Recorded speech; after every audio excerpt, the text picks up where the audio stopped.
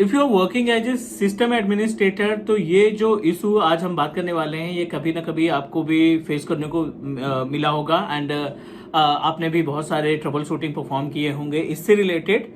सो आज की इस वीडियो में आपको गाइड करने वाले हैं कि अगर कोई ऐसा सिस्टम है अपने एनवायरनमेंट में जिसमें इंटरनेट एक्सेस नहीं कर पा रहे हैं आप, सो उस केस में क्या क्या ट्रबल शूटिंग या क्या क्या ऑप्शन या स्टेप्स हमें यूज करने चाहिए to resolve the issues related to no internet access, right.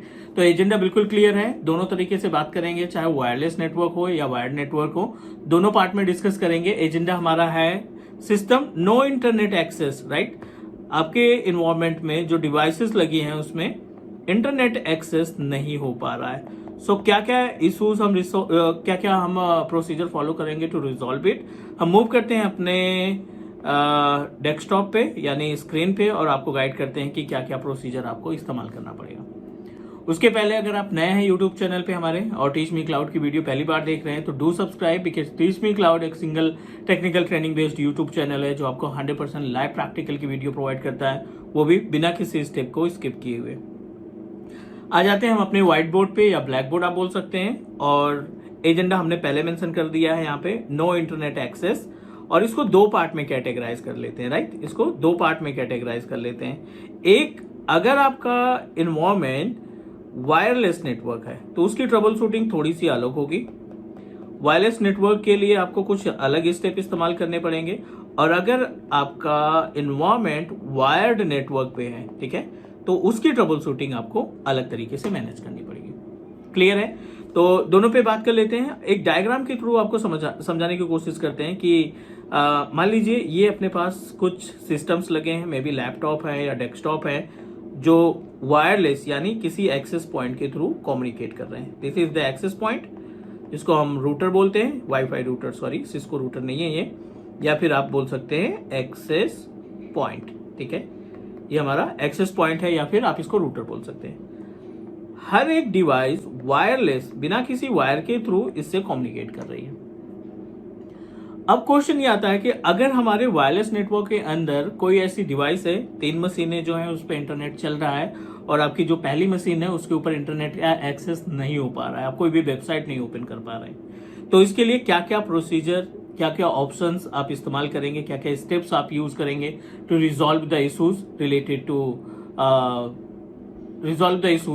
To no internet access. Wireless के केस में अगर ट्रबल शूटिंग की बात करें तो बहुत सारे स्टेप्स हमें फॉलो करने पड़ सकते हैं। So I am going to help you, आपको क्या क्या स्टेप्स इस्तेमाल करने हैं, और definitely by using these steps you are able to resolve the issues related to no internet access. सबसे पहले तो आप बहुत ही बेस से स्टार्ट करते हैं। आप अपना ब्राउजर चेंज करिए, change the browser in the sense जो आप इस्तेमाल कर रहे हो, लाइक गूगल क्रोम पे आप ट्राई कर रहे हो तो आप एक बार माइक्रोसॉफ्ट एज पे ओपन करके देख लो, या फिर मोजिला फायरफॉक्स को मोजिला फायरफॉक्स पे वेबसाइट ओपन करके देख लो। अगर हर एक वेबसाइट आपको इंटरनेट का एक्सेस नहीं प्रोवाइड कर रही है तो उसके लिए दूसरा स्टेप आप क्या करेंगे, आपके डेस्कटॉप या लैपटॉप के कॉर्नर पे जहां पे टाइमिंग की इंफॉर्मेशन रहती है वहां पे एक सिंबल बन के आता है वाईफाई का। अगर वो वाईफाई सिंबल बन के आ रहा है बट उसके ऊपर एक एक्सप्लेनेशन मार्क आ रहा है येलो कलर का, सो इट मीन्स दैट कि आपके सिस्टम पे कम्युनिकेशन तो है, मीन्स कनेक्शन तो है, आप वाईफाई से तो कनेक्टेड है, बट वाईफाई के जरिए आपको इंटरनेट एक्सेस यानी आईएसपी आपको पब्लिक आईपी एड्रेस नहीं असाइन कर पा रहा है। चेक द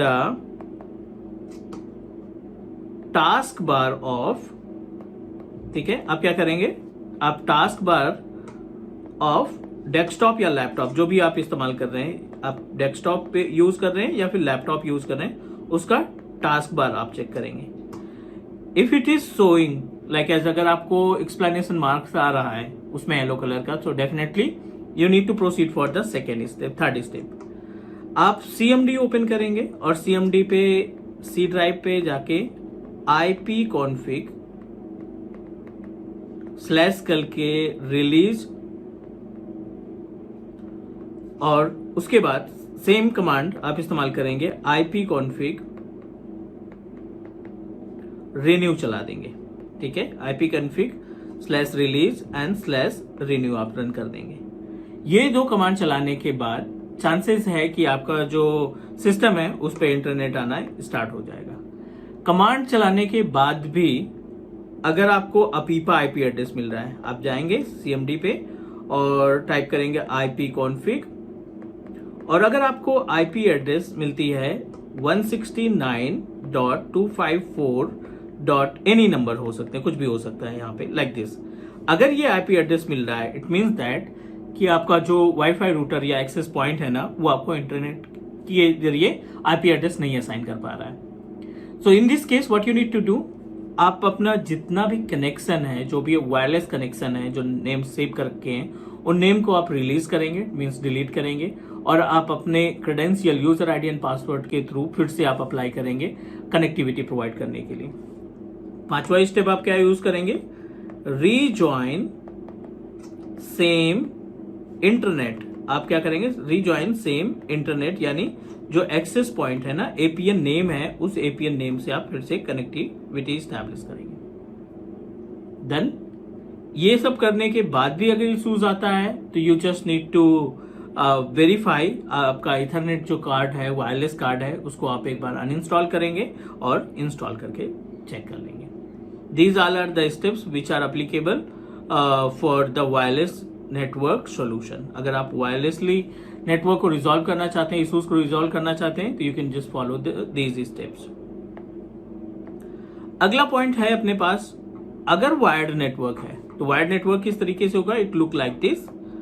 हर एक डिवाइस जो है एक सेंट्रलाइज्ड डिवाइस से कनेक्टेड रहेगी, चाहे वो हमारा कंप्यूटर सिस्टम हो, चाहे हमारे पास कोई डेटाबेस सर्वर हो, चाहे कोई सर्वर हो, वो एक सेंट्रलाइज्ड डिवाइस यानी स्विच से जुड़ी होगी।